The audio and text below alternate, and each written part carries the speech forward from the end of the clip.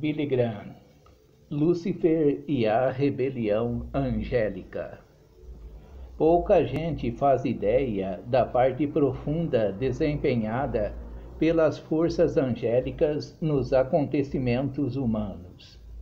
Daniel é quem mais dramaticamente revela o conflito constante e amargo entre os santos anjos fiéis a Deus e os anjos das trevas aliados a Satanás. Daniel capítulo 10, versículos 11 a 14. Este Satanás, ou diabo, chamava-se antes Lúcifer, o filho da aurora. Juntamente com Miguel, ele deve ter sido um dos dois arcanjos, porém foi lançado para fora dos céus com as suas forças rebeldes e continua a lutar. Satanás poderá parecer que esteja vencendo a guerra, porque às vezes ganha batalhas importantes, mas o resultado final é certo. Um dia ele será derrotado e despojado de seus poderes eternamente. Deus destruirá os poderes das trevas. Muitos perguntam como poderá ter surgido este conflito no universo perfeito de Deus? O apóstolo Paulo denomina-o o mistério da iniquidade, segundo aos Tessalonicenses capítulo 2, versículo 7.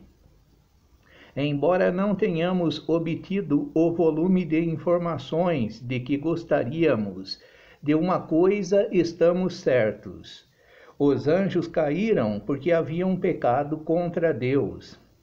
Em 2 de Pedro capítulo 2, versículo 4, as Escrituras dizem: Deus não poupou os anjos que pecaram, lançando-os no inferno agrilhoados nas trevas, reservados para o juízo.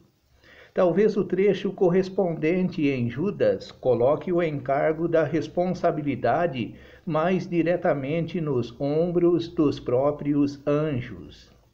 Os anjos, escreveu Judas, bem refletidamente, não mantiveram sua condição anterior, deixando a sua morada.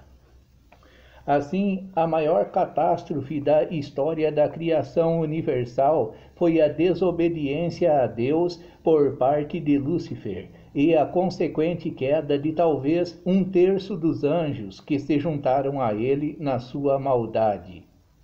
Quando isso aconteceu, em alguma ocasião entre a aurora da criação e a intromissão de Satanás no jardim do Éden.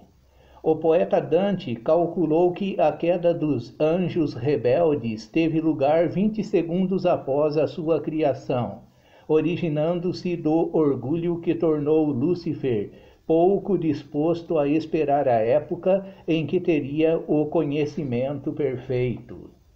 Outros, como Milton, colocam a criação e a queda angélicas imediatamente antes da tentação de Adão e Eva no jardim do Éden. A questão importante, porém, não é quando foram criados os anjos, mas quando caíram. É difícil supor que a sua queda tenha ocorrido antes de Deus ter colocado Adão e Eva no paraíso. Sabemos como um fato que Deus descansou no 7º dia, ou no fim de toda a criação, e proclamou que tudo era bom, implicitamente até que aquele tempo, mesmo a criação angélica era boa. Poderíamos então perguntar: por quanto tempo estiveram Adão e Eva no paraíso antes da queda dos anjos e antes de Satanás tentar o primeiro homem e a primeira mulher? Esta pergunta deverá permanecer sem resposta. Tudo o que podemos dizer positivamente é que Satanás, que caíra antes de tentar Adão e Eva, foi o agente e leva a maior culpa, porque não havia ninguém para tentá-lo quando pecou. Por outro lado, Adão e Eva viram-se diante de um tentador.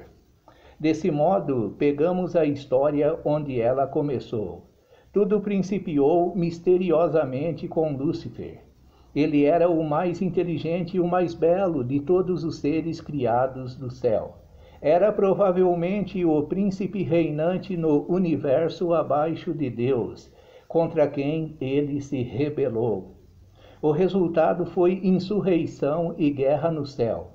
Ele deu início a uma guerra que vem lavrando no céu desde o momento em que ele pecou e foi trazida para a terra pouco depois da aurora da história humana. Parece até uma crise do mundo moderno.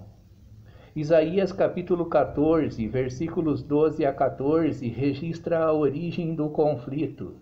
Antes da sua rebelião, Lúcifer, um anjo de luz, é descrito em termos cintilantes em Ezequiel capítulo 28, versículos 12 a 17. Eras o símbolo da perfeição, repleto de sabedoria e perfeito na beleza. Eras o querubim ungido que defende, e eu te coloquei ali. Estavas na montanha sagrada de Deus, caminhavas no meio de pedras de fogo. Eras perfeito nos teus caminhos, desde o dia em que foste criado, até que a iniquidade se achou em ti. Teu coração exaltou-se devido à tua beleza. Corrompeste a tua sabedoria por motivo de teu esplendor. Quando o anjo Lúcifer se rebelou contra Deus e suas obras, alguns calcularam que cerca de 1/3 das hostes angélicas do universo se terão unido a ele na rebelião. Assim, a guerra que começou no céu continua na terra e terá o seu clímax no Armagedon, com Cristo e o seu exército angélico vitoriosos. Leslie Miller, no seu excelente livrinho Tudo sobre Anjos, assinala que as escrituras às vezes se referem aos anjos como astros. Isso explica porque antes de sua queda, Satanás era chamado a estrela da manhã. E a esta descrição, João acrescenta um detalhe significativo. Sua cauda varreu 1/3 das estrelas do céu e lançou-as na terra. Apocalipse capítulo 12, versículo 4. Rebelião no céu. O apóstolo Paulo compreendeu e falou da guerra de rebelião nos céus quando se referiu ao antigo Lúcifer, agora Satanás, como o príncipe do poder dos ares, o espírito que agora opera nos filhos da desobediência. Efésios capítulo 6, versículo 12. Declara ainda que ao lutarmos contra o reino organizado das trevas demoníacas, nós combatemos os governadores destas trevas do mundo, os espíritos de malícia espalhados por esses ares. Efésios capítulo 6, versículo 12. Podemos considerar toda iniquidade e transgressão contra Deus como obstinação contra a vontade de Deus. Esta definição aplica-se aos seres humanos atuais do mesmo modo que os anjos. Os 5 EID de Lúcifer. Lúcifer, o filho da aurora, foi criado, como todos os anjos, para glorificar a Deus. Entretanto, ao invés de servir a Deus e louvá-lo para sempre, Satanás desejou reinar sobre o céu e a criação no lugar de Deus. Ele queria a suprema autoridade. Lúcifer disse, Isaías capítulo 14, hei de subir ao céu, hei de elevar meu trono acima dos astros de Deus, hei de sentar-me igualmente no monte do testamento, hei de me elevar acima da altura das nuvens, hei de ser como o Altíssimo. Sempre hei de. Lúcifer não estava satisfeito de se achar subordinado ao seu Criador.